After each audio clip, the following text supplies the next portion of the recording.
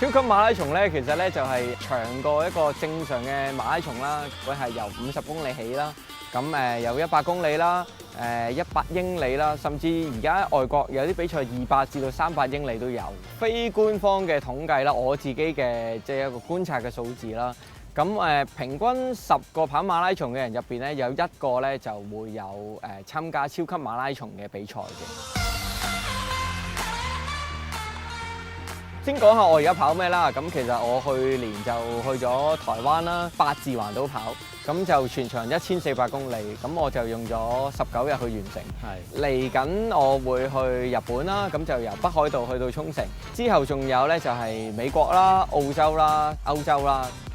其實所有原因起步點都係2017年5月，我喺夏威夷嗰度咧，咁我個 mentor 啦，咁就係一個美國人，佢叫 Jason。咁佢邀請我去夏威夷 Kona 大島嗰度，就圍住大島跑一個圈，咁全長咧就係500公里。陳彥博有講過一句啦，即係當你即係夠膽去發夢，夠膽去講出嚟你嘅夢想嘅時間，其實全個世界都會陪你一齊癲咯。呢個世界其實即係有好多唔同嘅人，大家有唔同嘅理想，但係相同理念嘅人最終會走埋一齊。可能佢未必有金錢上或者物質上嘅支援可以俾到你，但係佢有一個精神上嘅支援，可以令你繼續推進向前。呢一個動力可以慢慢轉化為一啲物質上嘅嘢。咁所以我會覺得任何人只要夠膽去行出呢一步，夠膽去講出你自己想講嘅嘢嘅時間，其實最後一定係會達成嘅。譬如啦，我去為咗跑夏威夷嘅5日挑戰啦，一來我要錢啦，二來我要訓練啦，我將所有嘅時間都放喺照顧我自己身體方面，包括瞓多啲啦，早啲瞓覺啦，少啲出街食飯啦，早啲起身跑步啦，甚至我返工前4點半、5點鐘已經起身跑步啦。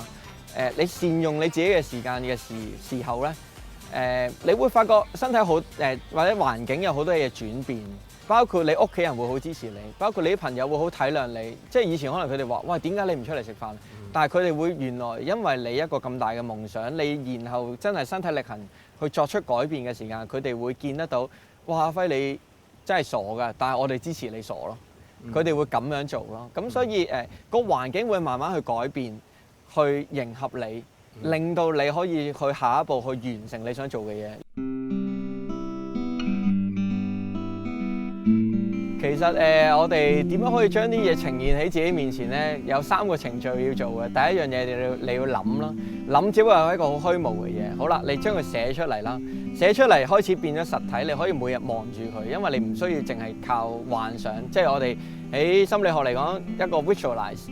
係其中一個 rehearsal 啦 ，mental rehearsal 啦。你寫出嚟，其實開始將佢 materialize 啦。第3樣嘢，我哋一定要做啦。你寫完之後，你點樣去一步步去實行咧？其實好多人就係停咗喺呢個位，因為佢哋會覺得，我可能唔夠錢啊，我可能會俾人話我傻啊。佢哋會係俾一個恐懼去阻礙咗佢哋嘅實行咯。我哋一定要經過呢3個 steps。最後嗰樣夢想或者我哋想要嗰樣嘢實現嗰樣嘢，最後先會出現咯。我會先大圍睇晒所有嘢，考慮晒所有因素，然後慢慢逐個剔除法。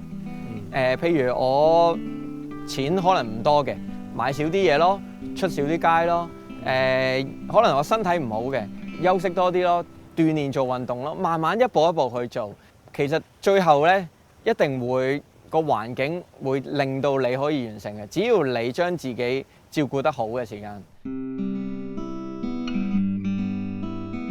最主要都係聽自己嘅身體啦，無論做訓練又好啦，落場比賽又好啦，都係最緊要聽自己嘅身體啦，唔好夾硬去做一啲對於嗰個目標過高或者要求自己超過極限嘅嘢咯。